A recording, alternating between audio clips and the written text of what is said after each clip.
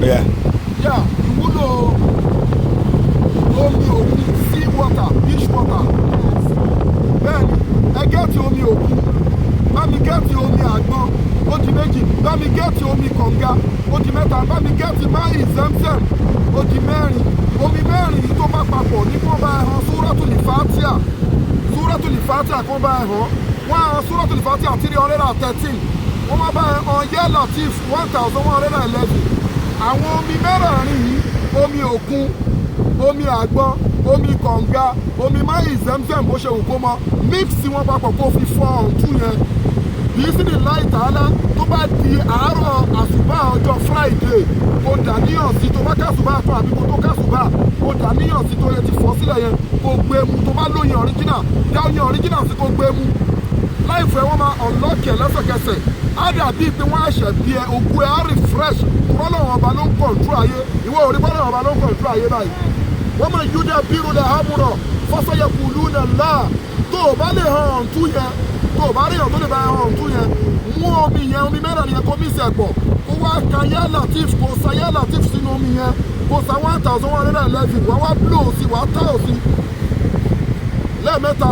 Báwo ni mọ́mọ́ ṣe sọ́ọ̀rì yẹn, wá wá tún wá ka Súratul Fatiha 313, wá blow sí, wá wá gbé kalẹ̀ di àsùbá ọjọ́ Friday.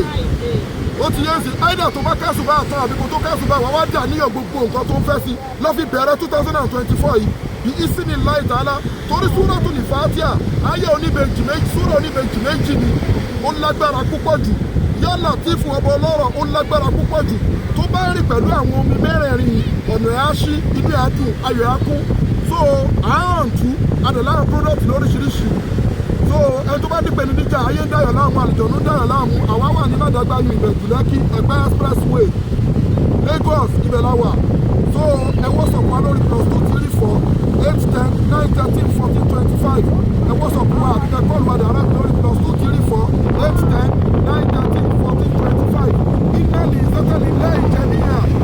Gbogbo agbára Ọlọ́run ọba ló ní.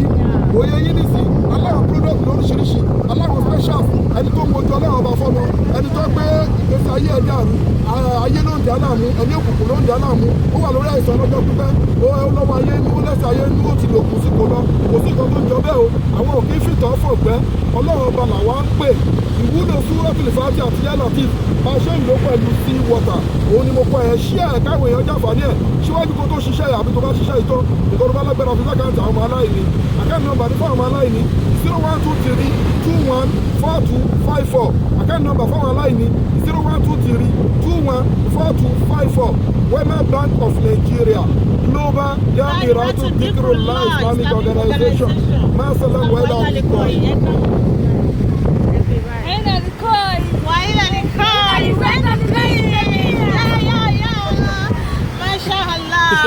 Ẹ yẹ kí n gbé kámẹ́rámán náà máa gbé Mr. Ọlá.